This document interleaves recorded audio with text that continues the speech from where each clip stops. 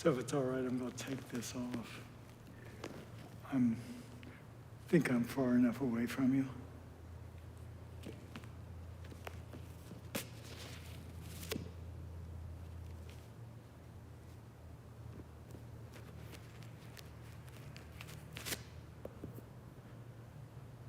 So good morning. Welcome. Glad to see you here. So we're just sort of starting out here in this new building, and we're getting to know each other, and we're forming community. So what sort of be nice right now, if you sort of look around the room, see the folks here, and if it wouldn't be too much of you to stand up and look around. And then go to someone that you have not known, don't know, and greet them. That takes a little bit of fearlessness, and if you don't want to do it, that's okay. But if nothing else, stand up for a moment. And if you see somebody you don't know, go over and greet them. You don't have to shake hands. If you want to shake hands, that's good. If you don't, that's okay too. Say your name and who you are.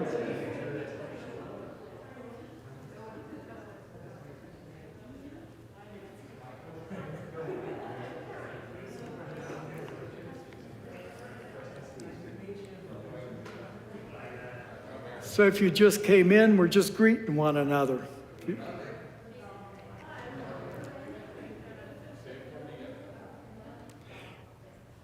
It's so interesting how many people we don't know.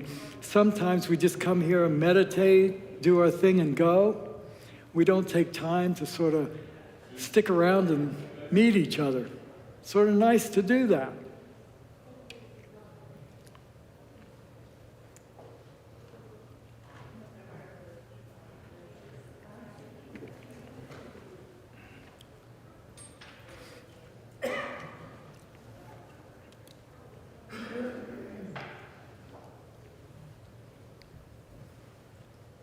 So again, good morning and welcome.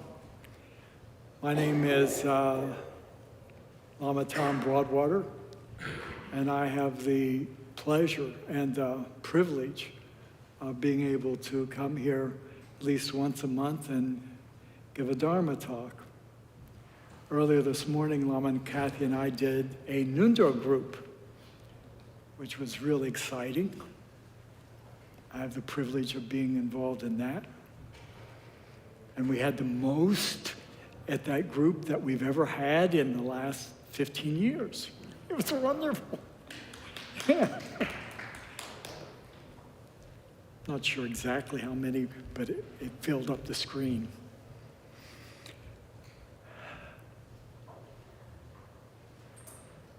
So the first thing we're going to do is we're going to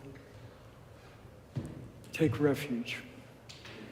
And you should have little sheets. I don't have one. Could someone give me one? Not that I don't know, but you know what? I sometimes even screw this up. So the thought that comes to my mind immediately about refuge is we say it every time we get together as Buddhists. And there's a reason for that. As I was driving here this morning, I thought to myself, how many times during the past week, I could say past couple days, have I taken refuge in something other than the Buddha, the Dharma, and the Sangha? You know, something, you know, some hope for the future. I'm taking refuge in that. Even sometimes some regret in the past, I take refuge in that. Wallow in that. And what we as Buddhists know is that the only safe refuge we have is the Buddha, his teachings, and those that are following him. So I fail every day taking refuge in something other than what I said in my refuge vow I would do. And so that's why we say it. I've been to ceremonies where we've said those 3 lines over and over and over for 15, 20 minutes, just to remind ourselves of what is a safe refuge. And according to us and our Buddhist teachings, we believe there is nothing safer than our refuge in the Buddha, the Dharma, and the Sangha.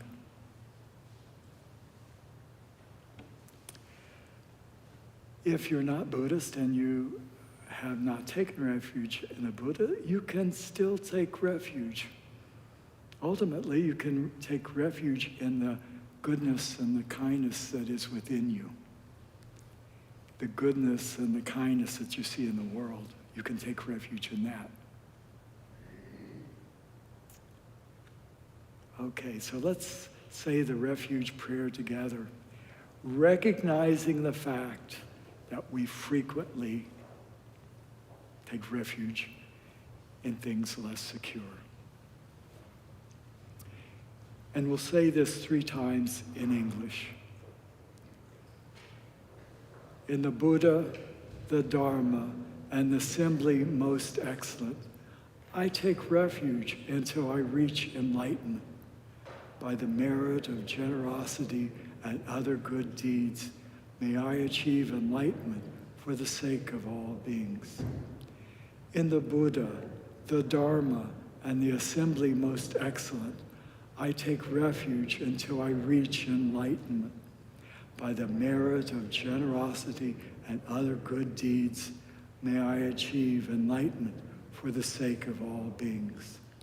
In the Buddha, the Dharma, and the assembly most excellent, I take refuge until I reach enlightenment.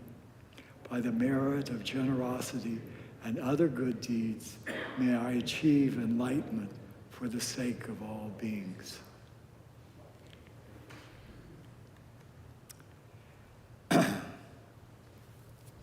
So let's just take a moment to relax. You know, we came in here and, you know, we carry a lot of baggage sometimes, and we even bring it into this room. So for just a moment, relax. Try to drop that baggage of either the past or your fears of the present or your anxieties about the present or the future, what you're going to do when you leave here. So just relax for just a moment. You don't have to meditate, just relax.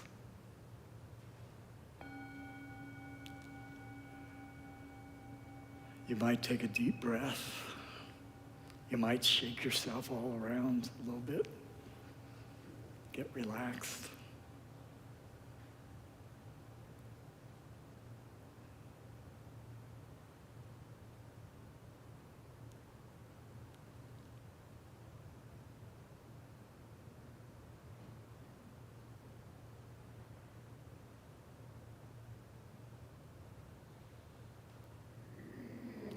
Just rest your mind. You don't have to do anything else but just rest your mind.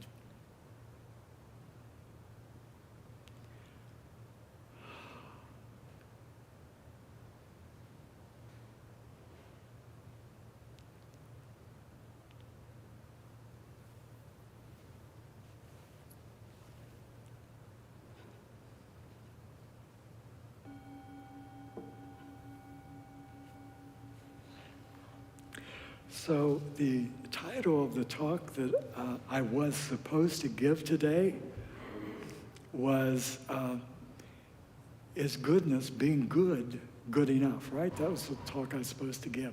Well, what happened was, I was talking to Lama Kathy about that very subject, and we got going on it, and I saw it in a different light, and so I started rewriting my talk. And then I was bringing in this and bringing in, what's that called? Subject spread or something like, you know, whatever. I had so many thoughts and I couldn't get them all sort of aligned. So I can't give that talk about being good, is that good enough? But I'll give you a little hint. it isn't. But that's for a future talk. And it'll be about the paramitas and how bodhicitta and being a bodhisattva all fit together in terms of practicing the bodhisattva way of life. But I'm not ready to give that one yet. So what I'm going to do today is I'm going to, and if that disappoints anybody and they want to get up and leave right now, they can do that. So what I'm going to do today is talk about our speech, how we talk, and how important our speech is. One of the things I have emphasized in the previous talks that I've been giving, there is one thread that runs throughout all of those, and that is our practice is not just our sitting on our cushions. Our practice is our life. Now, don't get me wrong. Sitting on the cushion, doing pujas, saying mantras are incredibly important, but they're only a part of practice. The rest of our life also is practice. I'm very sad when people say to me, Tom, I don't have time for practice. I'm saying, oh my God, you got your whole life. And that makes me sad to think that people think so narrowly about their life and think that it's only there. So the Buddhist teaching is about how we live our lives. And so today, one of the parts of our lives that we experience every day is our speech.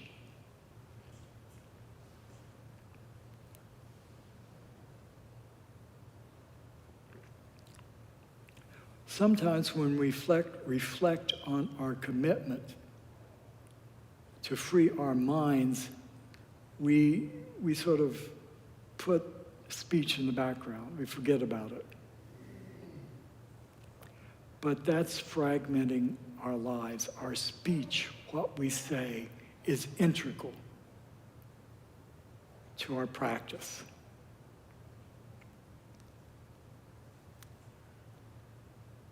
So it's not inappropriate for us to pay attention to that speech because it's a part of ethical behavior.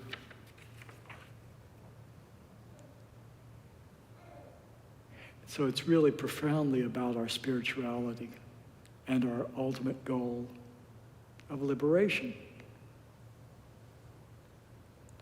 Speech acts as an aid to our purification of our own minds.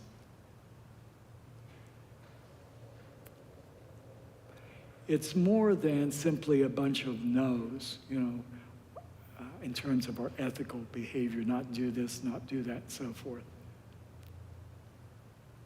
Speech is a very powerful force in our lives. Why do I say that? Well, look, we can spend our whole days talking, can't we? If not, our minds are talking all the time. So we're talking all day long. Our speech conditions our relationships with each other.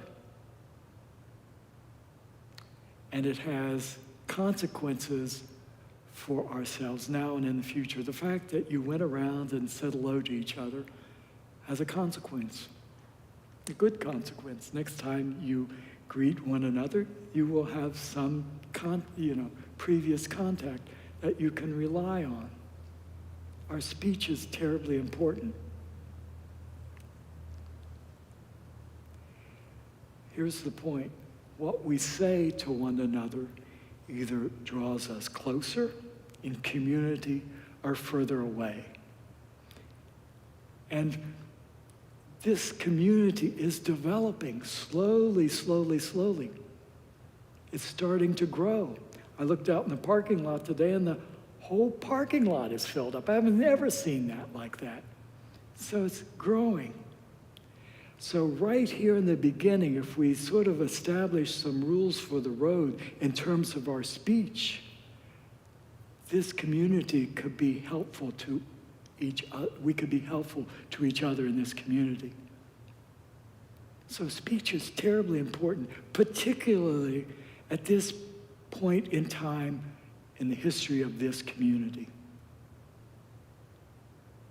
So maybe it's a good time, a really good time, for us to look at speech. From a traditional Buddhist perspective, there are 4 possible misdeeds we perform through speech. And it's important to look at those because we can fall into them so easily. First of all, don't lie, don't slander, don't use harsh words, and don't speak empty words. Those are the 4 basic things we shouldn't do when we're speaking. And so in this talk, I'm going to look at those 4 aspects and see how, and uncover how we might do this even unconsciously. So basic to speech is truthfulness, right?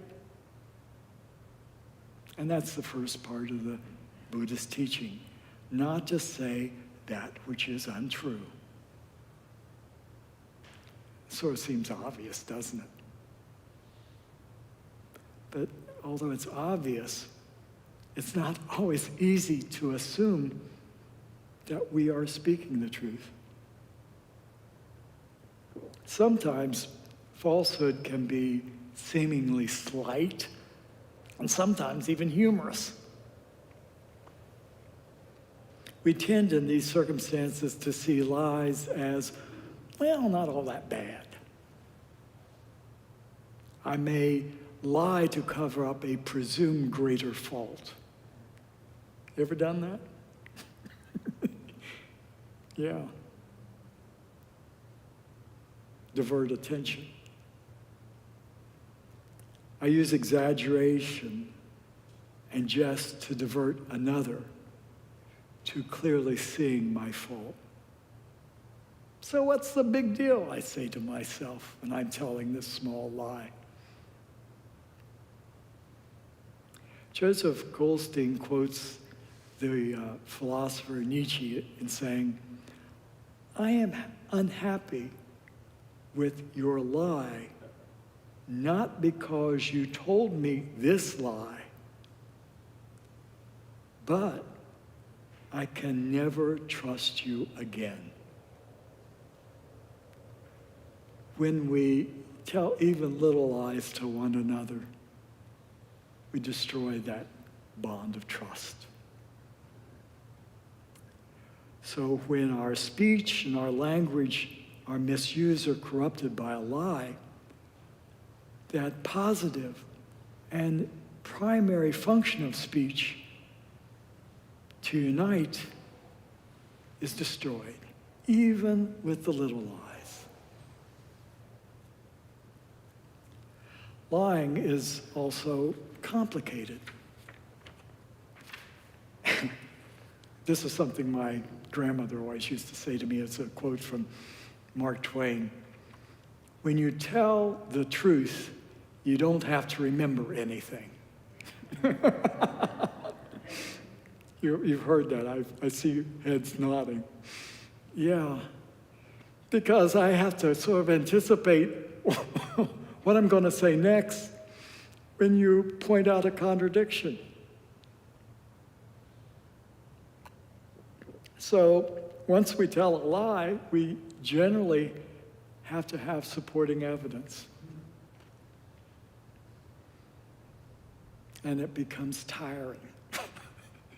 Oh my gosh, I'm meeting that person that I told that to, and now he's going to remember, and I'm doing, it gets really complicated.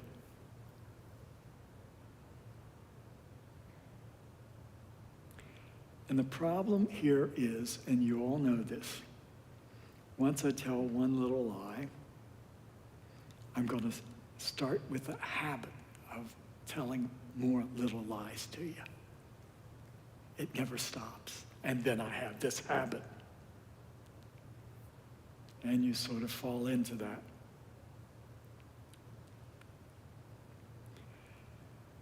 I don't want to get political here, but just for a moment, I want to say something about the larger community or larger society, where truth is being sacrificed every day in the name of a doctrine or an ideology. And that goes on all sides. All we have to, all we have to do is turn on the TV with the politicians and the commentators. And for some, political belief is more important than the truth. And we can get in that mode, and we have to be careful.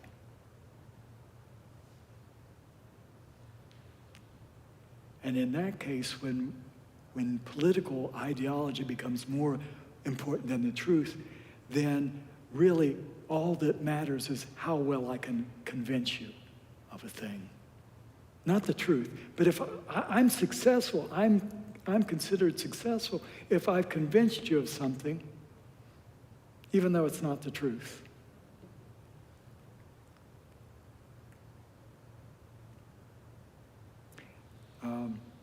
Colbert on the late night show says things become truthy.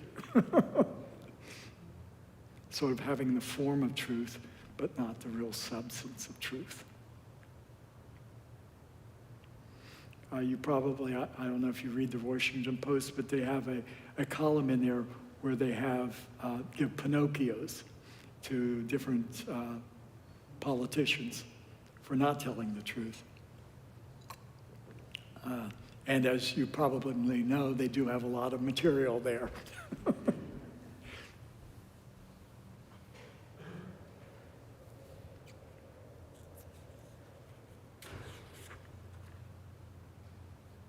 So what's the motivation to tell a lie?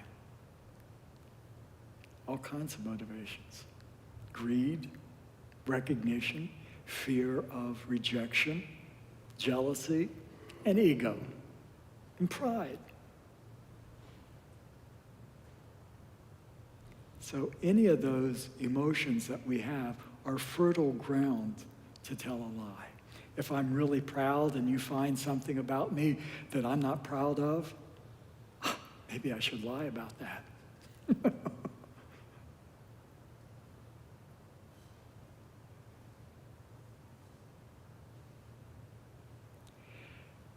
It's said that the Buddha in his past lives, committed all kinds of transgressions. But the one transgression he never made was to tell a lie. Now, that's what they say. So the point here is telling the truth is central to waking up. How can we grow as individuals if we're not being truthful about where we're at? I know where we want to go, but where are we at? If we want to go someplace, we have to know where we're at.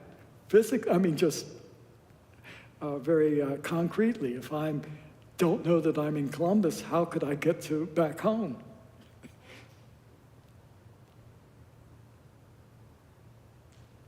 Sometimes I notice myself that a lie will just sort of tumble out of my mouth.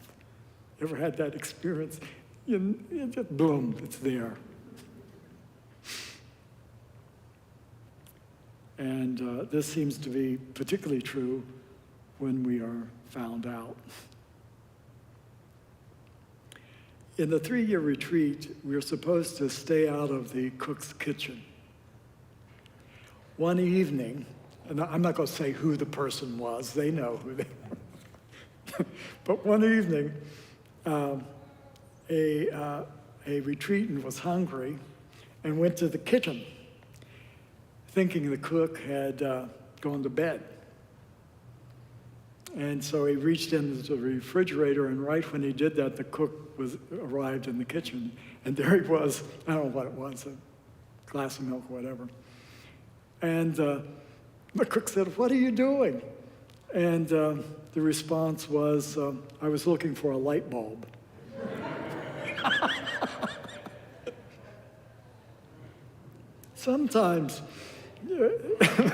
Sometimes lies just tumble out of our mouth in absurdity.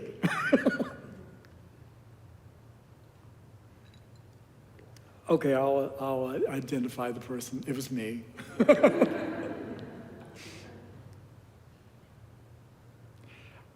Oftentimes when people ask how much practice they do, we can usually subtract about half of that away from. But again, unless we're truthful with ourselves about what we're doing, how can we ever grow? If we don't know we're in Columbus, how could I get to Zanesville? We have to be, it's necessary if we want to grow to be honest with where we're at. Then there's lies of omission. We are covering something up. So there are lies with words and there are lies with silence.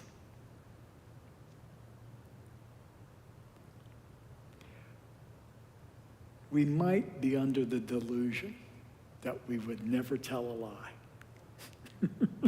Oh, I'd never tell a lie. You probably said that to yourself. And that's the biggest delusion of all.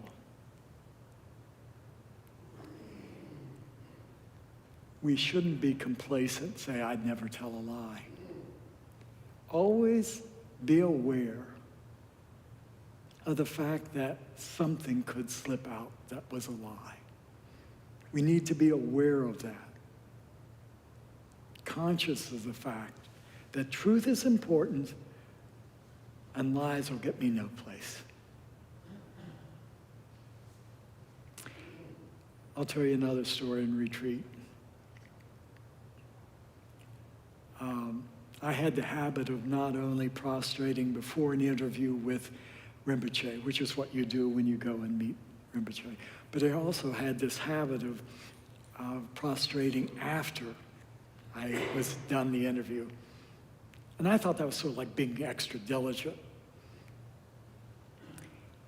And what Rinpoche said to me through an interpreter, and I'm paraphrasing here, he said, "You know, I'm not really interested in all those nice little rituals that you've developed in addition to what you're supposed to do, which is prostrate the first time. You're doing something extra.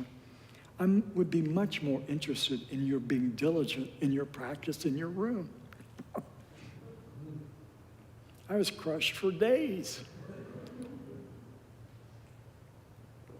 Just really feeling self-doubt. Even sort of like hatred. My God, am I that bad?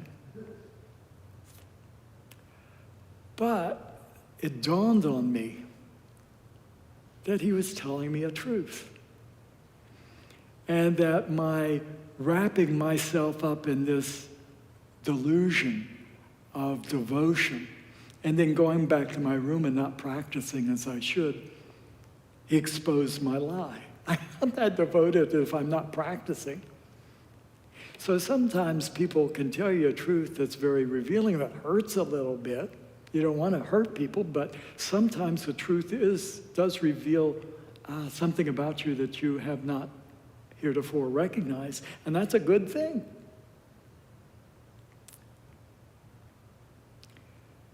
My teacher saw through my superficial devotion to my actual lack of diligence.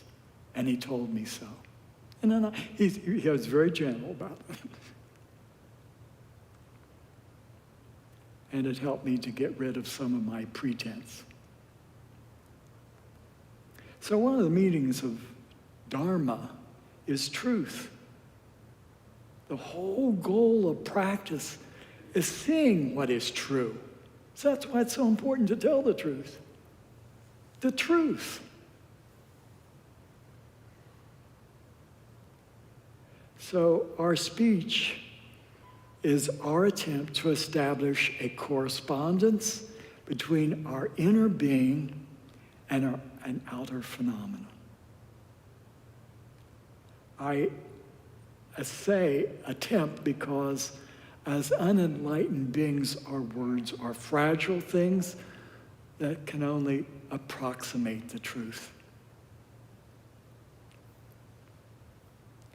But on the path, we nonetheless attempt truth-telling. That's really important.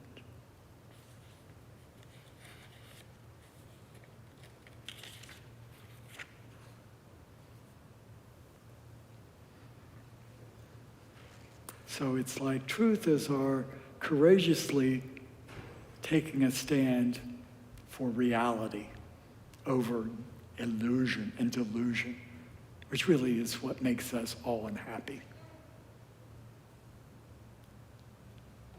And that's why lying is such a devastating blow to our progress on the Buddhist path.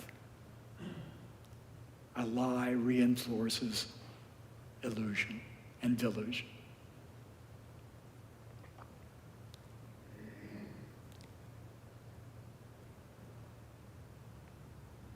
So we're all less than perfect.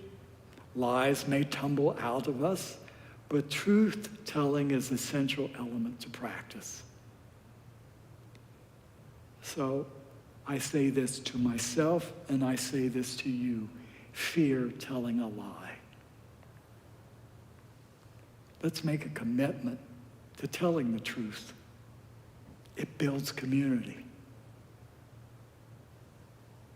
And it can transform our lives. How we use our speech is terribly important. So the second aspect of speech is not to slander, backbite, cause disharmony. Do such things exist in Dharma centers? No. Yes, they do. And it has incredibly harmful effects. I have seen it, and it breaks your heart. The Buddha said, what is heard here is not repeated there to cause disharmony there. Real simple. What I hear here, I don't go there and tell it so it causes disharmony. Very simple rule.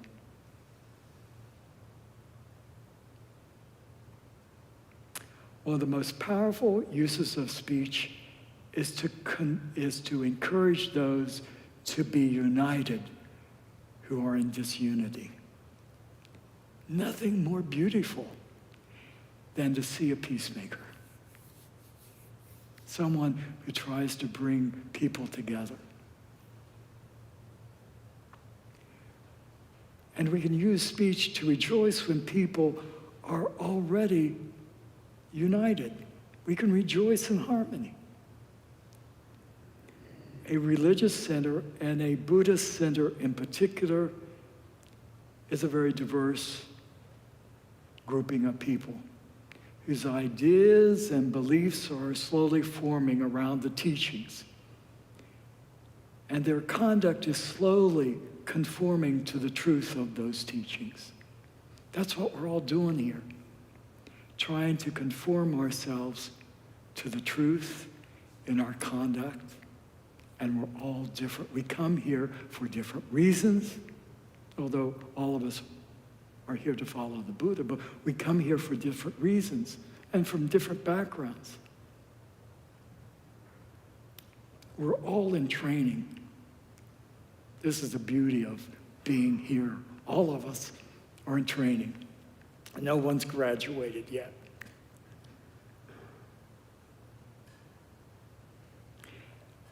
But despite our differences, or because of them maybe, we can be united in our sincere aspiration to tell the truth. Anyone who comes in the midst of us, this rather fragile gathering of people, to sow division or to slander even the least among us, creates really bad karma. Really bad karma.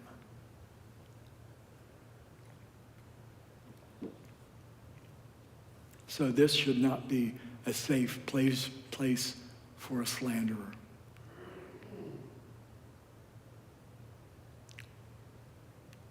So it's really good to consider what we're saying before we say it.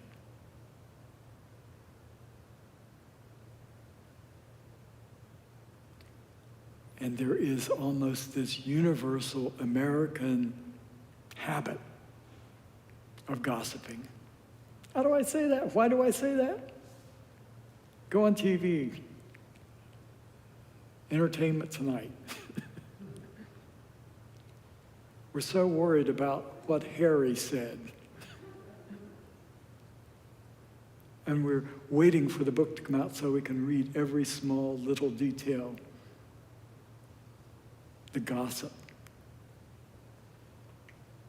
Those are some examples. I'm sure there are others. And actually, the news right now is an awful lot of gossip. Not fact, but gossip.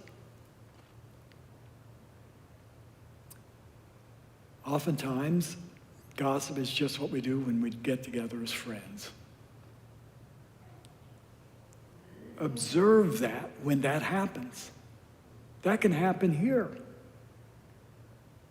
Observe it. Don't participate in it, but observe it. It will happen. Someone will take something they heard here and go there to spread disunity. Be aware of that. Ask yourself, what are you getting out of it, this going from here to there?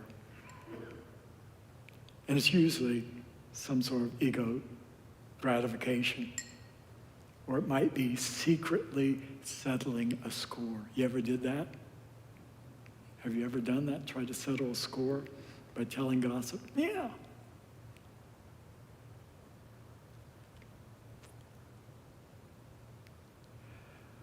One of the greatest temptations we have when we are asked, what's your opinion on so-and-so, is to give it. First of all, because we're flattered someone asks us our opinion. And it appeals to our pride.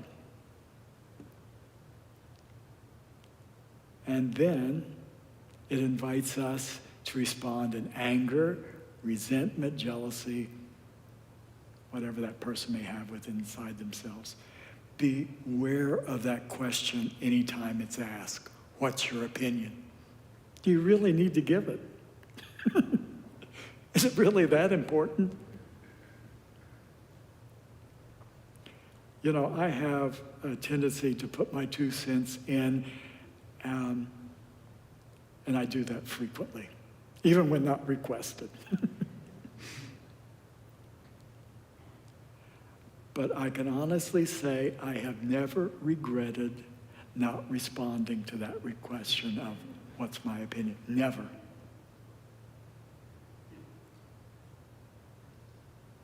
And I have almost always felt bad when I did respond to the question.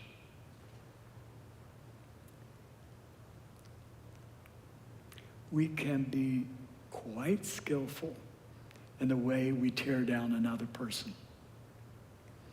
We'll first stack praise on them. Oh, they did this and they did that.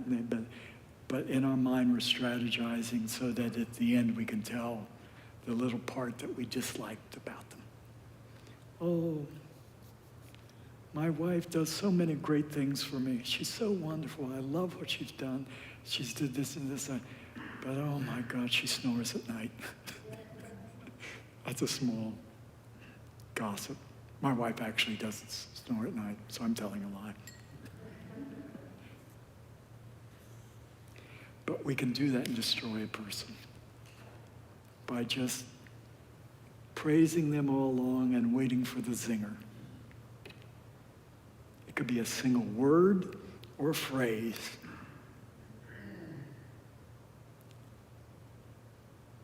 And we use our praise that began the whole conversation to plausibly deny that we want to say anything bad about that person.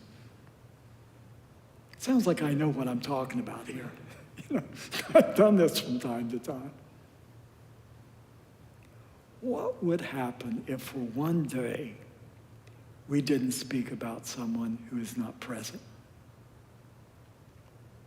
And what if we told our friends, they're not here, so I'm not going to talk about them. I wonder what would happen.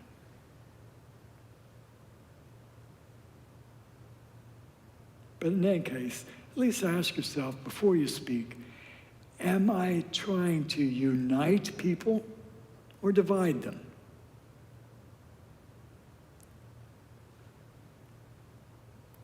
And if it's to divide them, what's that all about? Another way to gossip is to gossip about ourselves. Often this is out of conceit, the strong sense of, I am.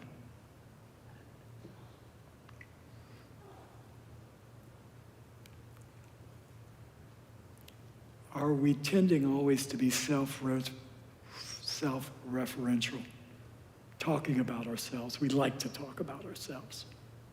And we like to bring the conversation back to ourselves.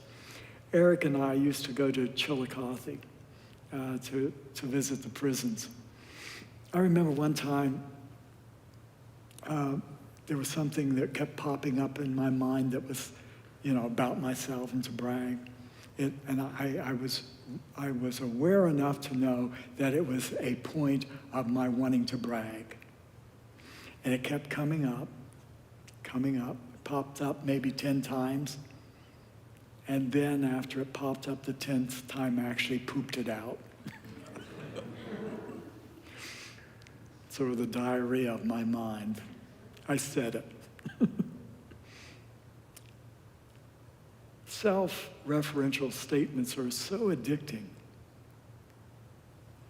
The habit energy from past statements are hard to diminish.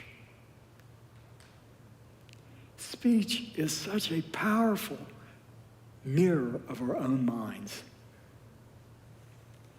We should pay attention to it, and in doing so, learn so much about ourselves.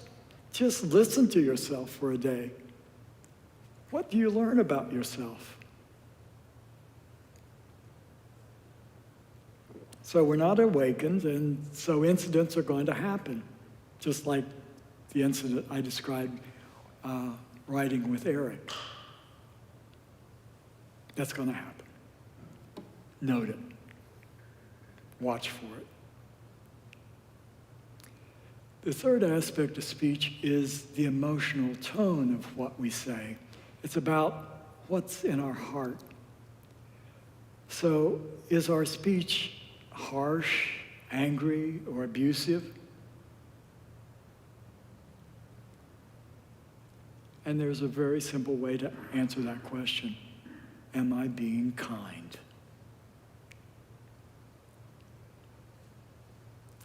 As the Dalai Lama said, be kind whenever possible. And it's always possible to be kind.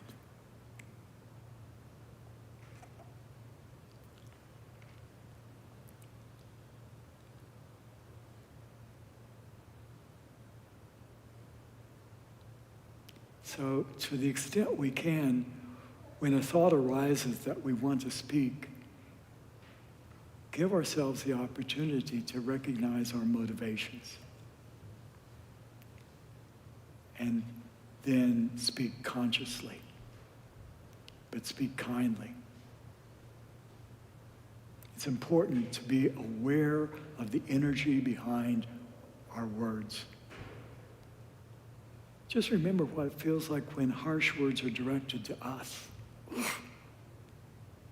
And know that that same feeling is going to be in that other person if those harsh words come from us. Harsh words are not a good environment for communications. Again, the true purpose of speech is to communicate, to unite, to develop connection. I'm not saying that we should suppress our feelings, but we can give ourselves space before we actually speak and make sure it is what we really want to say.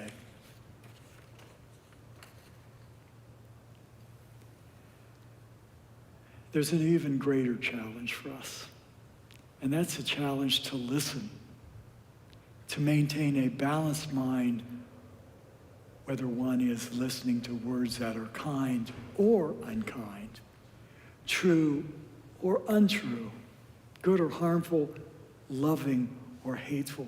It's hard to listen when you hear someone speaking something harsh or hateful. It's really hard.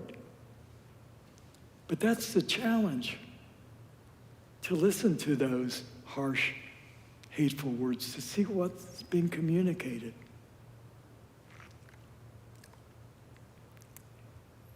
And what we want to train in is developing a mind that is poised, even when hearing words that are hard to listen to. Words that are at the wrong time, in the wrong place, by a person filled with hate and wanting even maybe to hurt you. That's a challenge, because what we want to do when we hear harsh words is to return with equally harsh words. That's just the way we habitually want to operate. But the Buddha is challenging us to listen, to see what may be behind those words.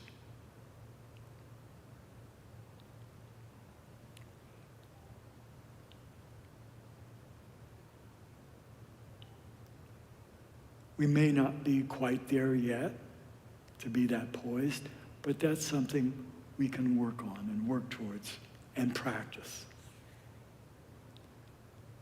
And it is hard, but is it worth aspiring for? That's the question. People say, well, that's just too, Dharma practice, that's really hard. Yeah, sometimes it is really hard. Being poised under those circumstances are really hard. And we know that because we frequently fail. But is it worth aspiring to?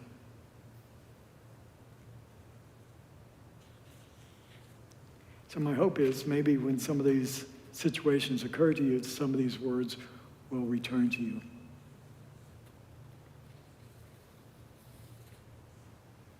The final aspect of right speech is to refrain from useless speech.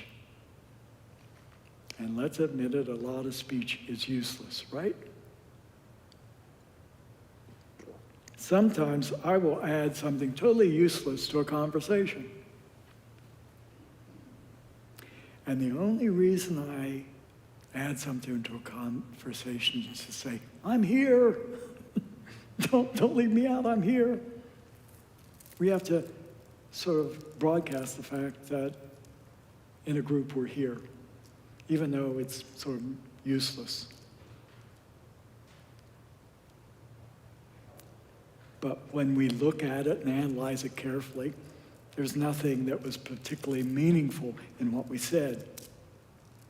This can happen when we're relaxing with friends. Now, I'm not telling you never just to have, a conversation that, every conversation doesn't have to be meaningful, particularly if using words comforts somebody. Sometimes people just like to hear words that are comfortable to be with you.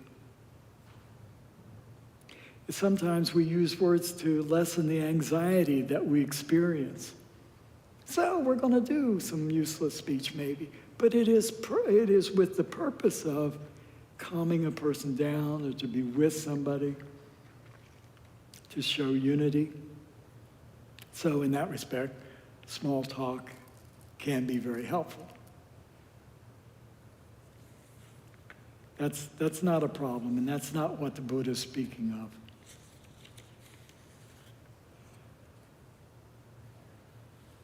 The real question is my speech appropriate for the situation?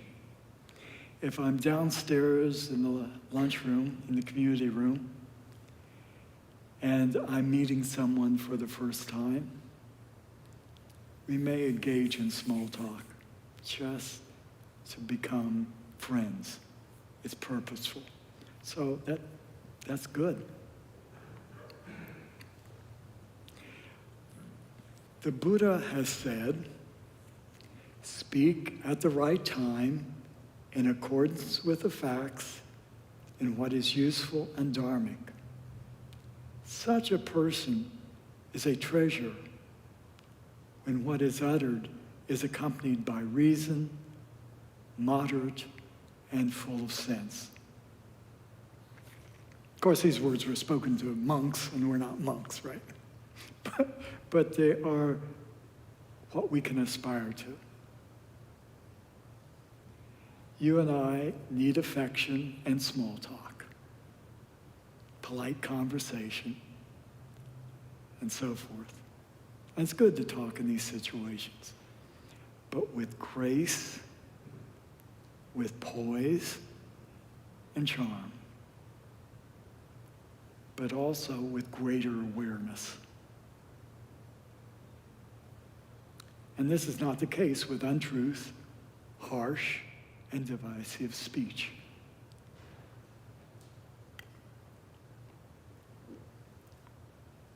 So it's not by an accident that the Buddha emphasized speaking rightly. It's really important. And if we cultivate a mindfulness of what we're saying, we can grow. If there is one practice that is more important than any others, right speech is it. Why? Because we use speech all day long.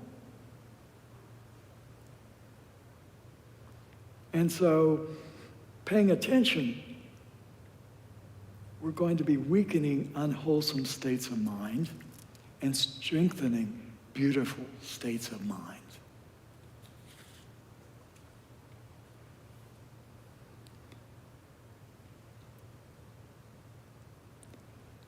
This all depends on you. You could go out of here and speak unskillfully. That's up to you. The Buddha can't make you do any of this. Only you can do it. The Buddha said, I have shown you the path to liberation, and now liberation depends on you. And I think this is really true. If you do not take your life in your own hands, even the Buddha cannot make a difference. So it's up to us. It's up to us to go out there and develop this community. We're going to be talking about that at lunchtime, how we develop community. But it's up to us. And speech is an important part of it.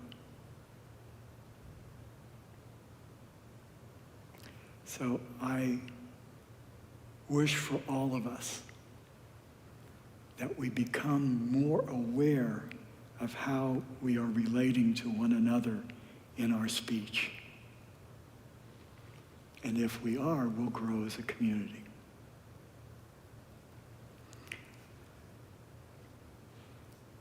We have a minute or two. Anybody have a question? I love questions. And I love people who fearlessly are willing to ask a question. I have a taker. Thank you, Michael. My question is sort of about where the rubber meets the road, because it seems like one person's truth can be another person's slander. Another person's what? One person's truth could be another person's slander. And when you talk about with an aim to preserving unity, it seems like there could be situations, and we're all members of different groups in our lives, and you could be a member of a group and you might witness an injustice, for example, and feel like you have to say something about it. And in your mind, it's very truthful, but the other person might not see it as an injustice, and they might think of it as slander. And sort of fitting those puzzle pieces together seems like a trick. Absolutely.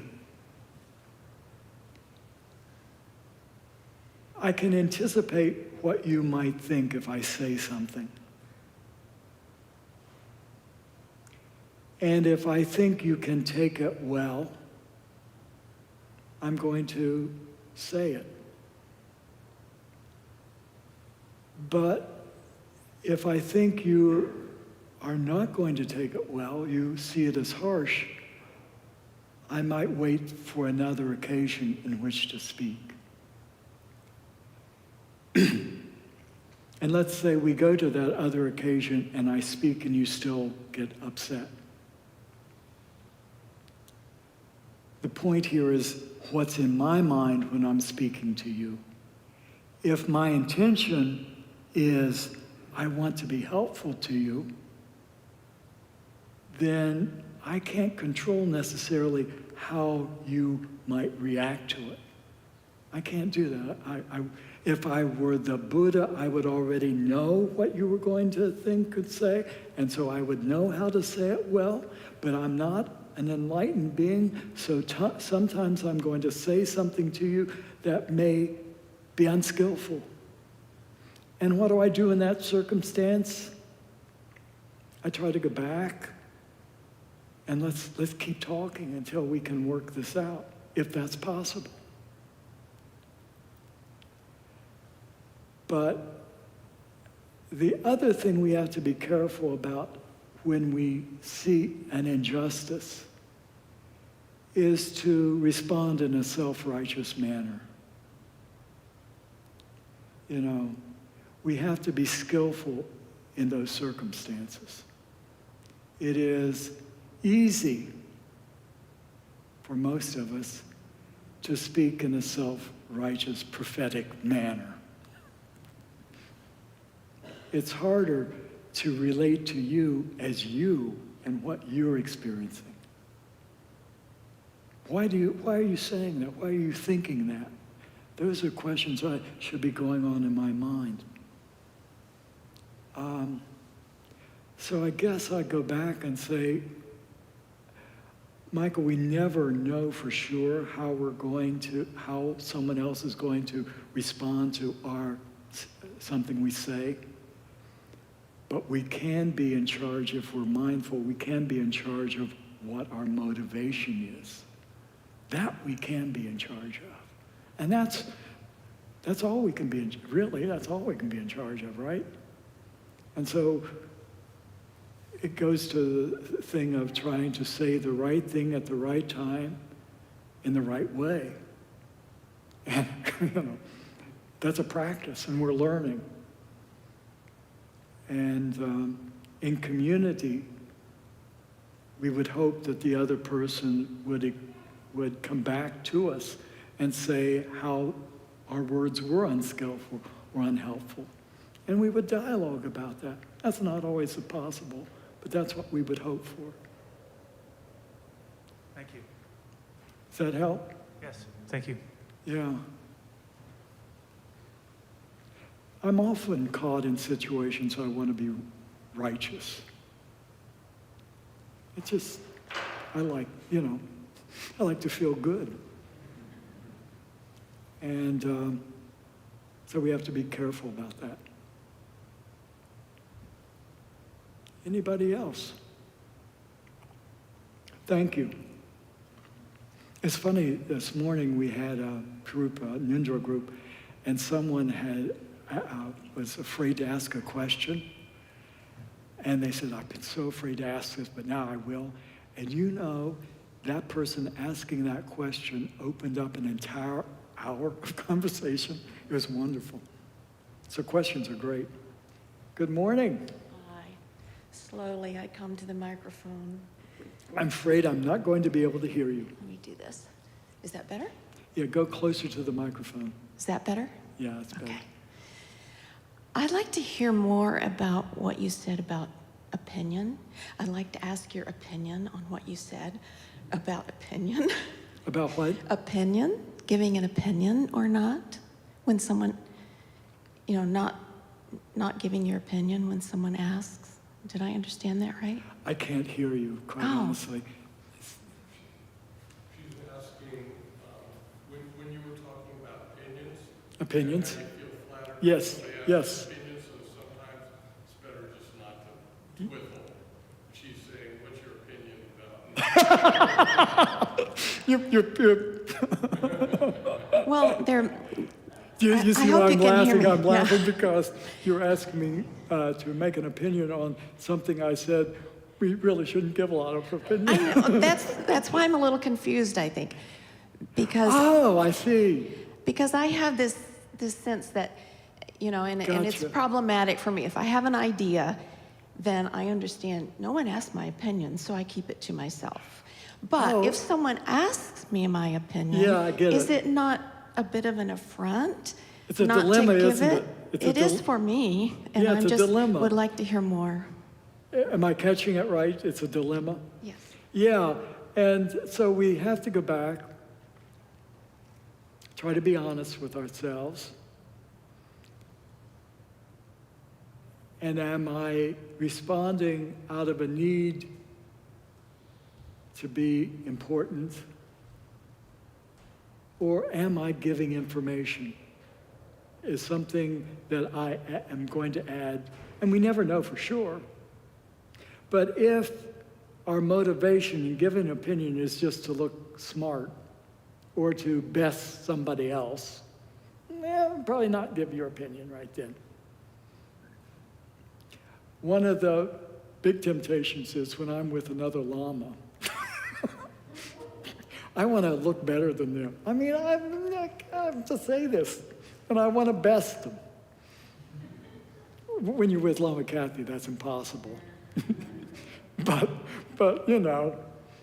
there's that element. And so you really have to be careful when someone asks your opinion. Am I trying to best someone else? Particularly when it's my peer. I guess I'm thinking of it more from the standpoint of if I ask you for your opinion and then you deferred, then